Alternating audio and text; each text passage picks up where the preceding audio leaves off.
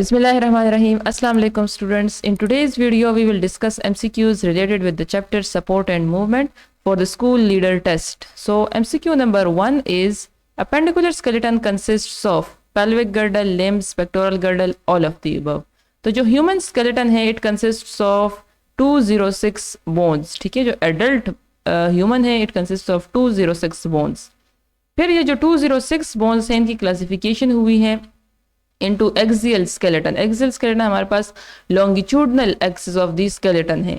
फिर इस axial skeleton के साथ अटैच होता है appendicular skeleton. ठीक है, axial skeleton में हमारे पास 5 major components आते हैं. skull है, ठीक है, जो हमारे पास axial है, it includes skull, ear bones,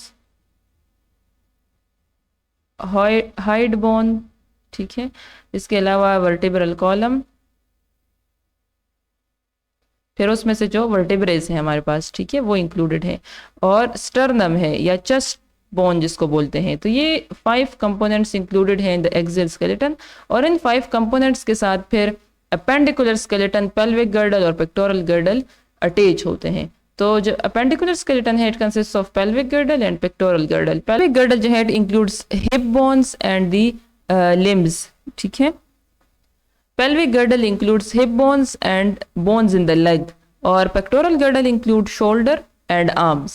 इस तरीके से जो appendicular skeleton है तो इसमें फिर हमारे पास सारे limbs भी included हैं, pectoral girdle भी, pelvic girdle भी. So the correct option is option number D.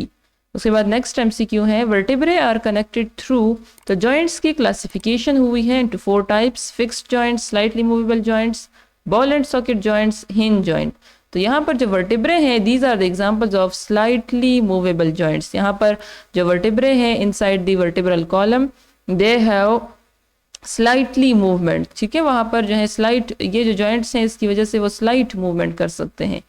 उसके बाद नेक्स्ट एमसीक्यू है axial skeleton does not include. तो एक्सियल स्केलेटन में ये सारे बोन्स इंक्लूडेड हैं, स्टर्नम भी इंक्लूड है, वर्टिब्रे भी इंक्लूड हैं, लेग बोन्स इसमें नहीं है, ये जो है इंक्लूडेड है इन दी पेल्विक गर्डल, और स्कल भी यहाँ पर इंक्लूडेड है. तो इसमें जो करेक्ट ऑप्शन है it is option number C. Now next MCQ is bones have dash which make them stronger than the cartilage. अब बोन्स और कार्टिलेज की जो कंपोजिशन है दीज आर डिफरेंट. अब यहाँ पर दिया हुआ है कि बोन्स और कार्टिलेज में ये फ़र्क है कि बोन्स स्ट्रॉन्ग होते हैं और कार्टिलेज सॉफ्ट होता है. तो this is because of the deposition of calcium phosphate inside the bones, और ये इस किस्म का कोई केमिकल कार्टिलेज में नहीं होता, इस वजह से कि कार्टिलेज सॉफ्ट हैं और bones are hard. Collagen fibres जो हैं these are present in the cartilage, और ये एक टाइप के फिब्रस प्रोटीन्स हैं. ऑस्टियोसाइट्स जो है हमारे पास बोन सेल्स हैं.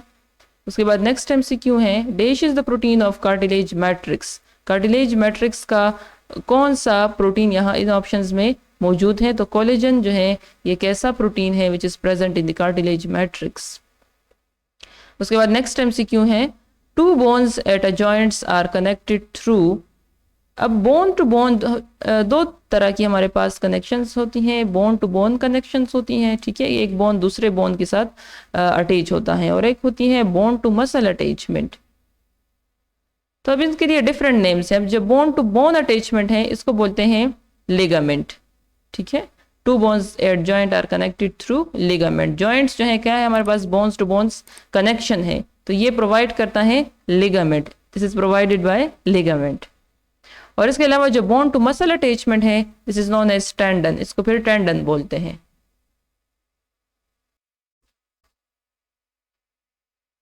उसके बाद नेक्स्ट एमसीक्यू है bones become weak and brittle in dash osteoporosis, osteoarthritis, rheumatoid arthritis, vertebral column. तो ये जो कंडीशन है जिसमें वीक बोन्स हमारे पास बहुत ज़्यादा वीक हो जाते हैं, उसमें जो फॉस्फोरस की डिपोजिशन है वो बहुत कम हो जाती हैं, ये डिफरेंट रीजंस की वजह से हो सकती हैं. या तो फिजिकल एक्टिविटी बहुत कम होती हैं, या एज की वजह से भी हो सकती हैं. एस्ट्रोजन हार्मोन का लेवल जो है वो कम हो जाता है, तो इसकी वजह से भी this leads to a condition which is known as osteoporosis. This is the condition during which the bones become very weak and they are easily become break. ये जो है इजीली बस फिर इनकी ब्रेकेज हो सकती हैं. Osteoarthritis is a type of arthritis, rheumatoid arthritis और osteoarthritis. These are the types of arthritis. हमारे पास जो arthritis है it is actually the inflammation in joints, वहाँ पर जॉइंट्स की स्वेलिंग हो जाती है, इन्फ्लेमेशन हो जाती है। फिर इसमें हमारे पास टाइप्स हैं, ऑस्टियोआर्थराइटिस हैं और रूमेटॉइड आर्थराइटिस हैं। इसके अलावा एक थर्ड टाइप का भी आर्थराइटिस है, गाउट। अब ऑस्टियोआर्थराइटिस क्या है कि यहाँ पर जो कार्टिलेज प्रेजेंट है इन द बोन्स, ठीक है, वो एडजॉइंट्स जो कार्टिलेज मौजूद है उसकी डिजेनरेशन हो जाती है, वो रिड्यूस हो जाता है। और यहाँ पर या तो ये कंडीशन होती है और या फिर जो फ्लिया जो है, यहाँ पर जो दूसरी रीज़न है कि लुब्रिकेंट प्रोडक्शन जो होती है वो रिड्यूस हो जाती है, वो कम हो जाती है। तो this leads to a condition which is known as osteoarthritis. और इसकी वजह से जो बोन्स हैं at the joints they become totally immovable, कि बंदा फिर बिल्कुल भी, ये पेशेंट जो होते हैं ऑस्टियोआर्थराइटिस के, ये फिर बिल्कुल चल नहीं सकते, इनके पाँव में बहुत ज़्यादा दर्द होता है, ठीक है। और रूमेटॉइड आर्थराइटिस सब क्या है कि ये इन्फ्लेमेशन ऑफ द ब्रेन्स है एट जॉइंट्स, जो इन्फ्लेमेशन हो जाती है ब्रेन्स मेम्ब्रेन्स की एट द जॉइंट्स, तो this leads to a condition which is known as rheumatoid arthritis. अब इसके जो सिम्टम्स हैं, ये नॉर्मली आपने देखा होगा किसी के पाँव में दर्द होता है तो वो मोस्टली रूमेटॉइड आर्थराइटिस होता है। फटीग होता है, लो ग्रेड फीवर, पेन और स्टिफनेस होती है इन दी जॉइंट्स, ठीक है। इसके अलावा जो गाउट है, this is also a type of arthritis, और ये होता है due to accumulation of the uric acids. जो यूरिक एसिड्स के क्रिस्टल्स हैं वो यहाँ पर एक्यूमुलेट हो जाते हैं, तो this leads to another type of arthritis which is known as gout. उसके बाद नेक्स्ट एमसीक्यू है, dash is the sport where the muscle gets attached to the bone.